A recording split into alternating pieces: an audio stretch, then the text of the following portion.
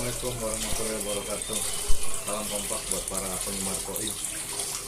Saya ingin menyampaikan sedikit tips pembuatan filter yang murah dan meriah. Dan siapapun bisa membuatnya hanya menggunakan barang-barang bekas. Untuk lebih jelasnya, mari kita lihat alat peraganya.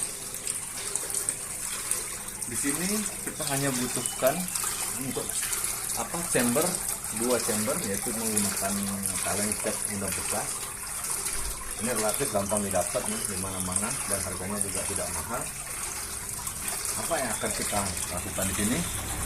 Pada chamber pertama ini air masuk, tapi kita akan melakukan perlakuan khusus terhadap air masuknya. Ini adalah pipa inlet yang akan kita masukkan ke dalam ini. Dan ini adalah penutup pembatas antara dasar dengan filter-filter ini. Pada chamber pertama kita lihat di sini di dasarnya kita bikin keran. Keran ini fungsinya adalah untuk menguras chamber 1 ketika kotoran sudah menumpuk di bawahnya. Oke, kita mulai rakit satu persatu. Ini pembatasnya kita masukkan. Masukkan ke dasar kolam. Kemudian yang kedua kita masukkan pipa inlet.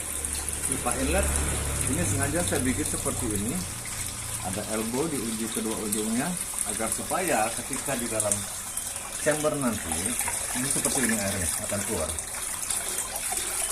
Air akan keluar dari kedua belah mulut pipa, sehingga ketika di dalam air akan cenderung berputar. Air akan berputar sehingga menghasilkan vortex. Ada putaran air di dalam chamber ini. Dengan adanya berputar, maka kotoran-kotoran yang ditangkap di filter ini akan terkumpul di tengah dan mengendap di bawah sekat yang kita pasang tadi, sehingga kotoran akan berkumpul di bagian bawah.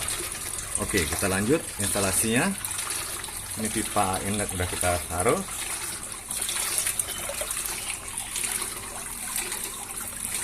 Filter yang saya pakai biasa, busa putih dengan tebal 5 cm.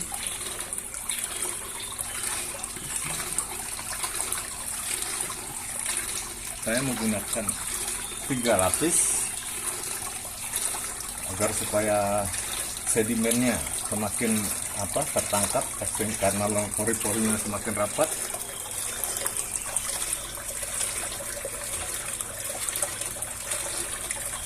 Kita tekan ke dasar.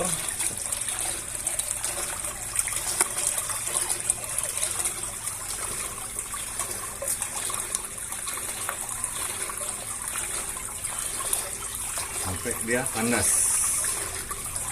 Oke. Kemudian ini air masuk. Saya hanya menggunakan pompa kecil. Pompanya tidak besar, pompa sederhana saja, agar supaya menghemat pemakaian listrik.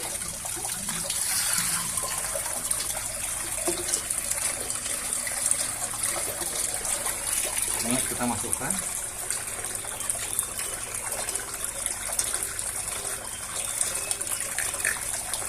Kemudian pada ketinggian mentok kita angkat sekitar 5 cm. Kita lapis dengan plastik supaya padat inletnya, tidak ada kebocoran. Nah, elbow ini hanya untuk mempercantik aja.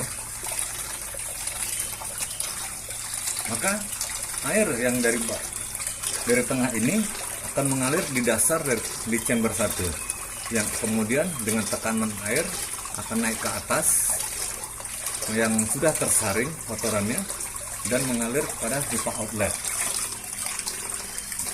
Ini pada chamber 1, sistem penyaringannya sederhana, tidak menggunakan material apa-apa, hanya busa saja. Kemudian di chamber 1, bagaimana apabila kotoran padat di dasar, bagaimana kita membersihkannya? Nah, ini begini caranya. Ketika kotoran di bawah sudah padat, dia akan menutup pori-pori pada filter busa tadi. kita akan mendapatkan indikator si busa akan terdorong naik setinggi musim jahat sampai seperti ini. Apabila kondisi yang kita temui busa sudah naik begini, ini artinya filter bagian bawah sudah terblokir oleh kotoran dan minta dibersihkan. Bagaimana cara membersihkannya? Simpel sekali. Cukup dengan kita kocok saja.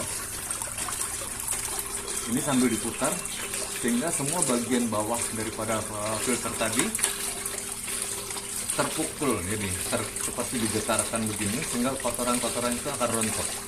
Lakukan ini sebentar, paling ya sekitar 10 atau 20 detik. Setelah itu silahkan buka keran outletnya untuk drainnya, pengurasnya, buka.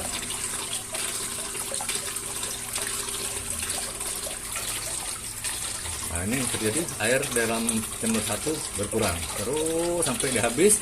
Setelah habis tutup, ketekan kembali ini bagian dasar, kembalikan ke posisi semula.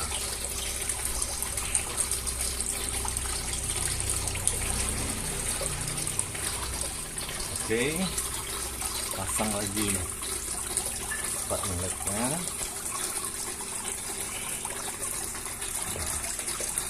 Ini kita sudah mengulas masalah chamber 1 yang berfungsi hanya menangkap partikel-partikel kasar yang melayang di dalam air. Nah, kemudian kita akan mengulas ke chamber kedua. Chamber kedua ini adalah berisi material-material yang sifatnya adalah untuk merawat air, menyehatkan air.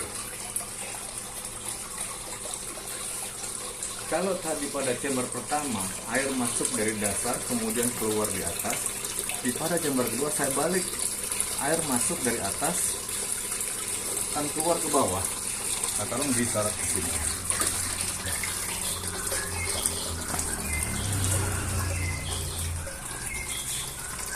Di dasar kita bikin lagi keran.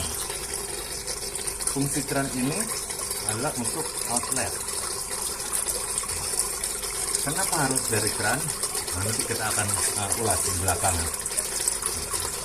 Outlet keluar, air yang keluar ini relatif sudah bersih dan sehat karena sudah partikelnya sudah ditangkap oleh saringan-saringan busa tadi. Dan di sini ada komponen elemen yang untuk menyehatkan air, yaitu arang, pasir violet, dan pasir kuarsa. Untuk posisinya silahkan, bebas itu. Apakah mau arang di atas, apakah arang di bawah, itu bebas. Tapi 3 sekawan itu adalah komposisi yang paling ideal untuk menyehatkan air. Berarti 3 komponennya itu apa aja, Pak? Yang pertama arang biasa aja gitu. Arang biasa ya? Iya, arang dari kayu. Arang bisa kita beli, itu murah. Kemudian dari arang ini kita kasih ruangan, kita kasih busa yang seperti tadi. Kemudian kita kasih pasir violet. Pasir violet ya? Pasir violet, betul. Kemudian kita kasih busa lagi, masukkan pasir kuarsa. Oke. Baru terakhir busa kembali. Oke.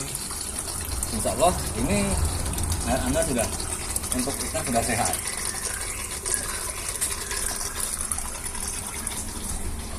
Di sini ada pipa kecil di permukaan. Ini gunanya hanya untuk overflow. Ketika air sudah mulai melimpah, sudah mulai banyak di bawah, kita ulas kembali di bawah itu. Kenapa ada keran satu? Nah, tadi inilah dia fungsi keran tadi. Kita menjaga air di sini tidak boleh kering, jangan kosong. Karena kalau kosong, kotoran akan terkumpul di satu titik di air jatuh ini.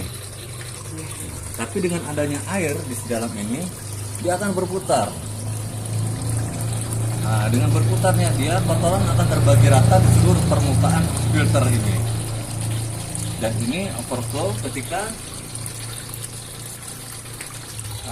air akan meluap, jadi kita arahkan saja ke sana. Kalau meluap langsung juga tidak apa-apa karena posisi chamber ini di atas kolam. Tapi kalau yang berada di lain tempat, ya ini dibutuhkan untuk mengalirkan kembali ke kolam. Oke, saya rasa itu yang ingin saya sampaikan. Trik-trik membuat filter yang sederhana, murah, tapi mumpuni dalam kualitas.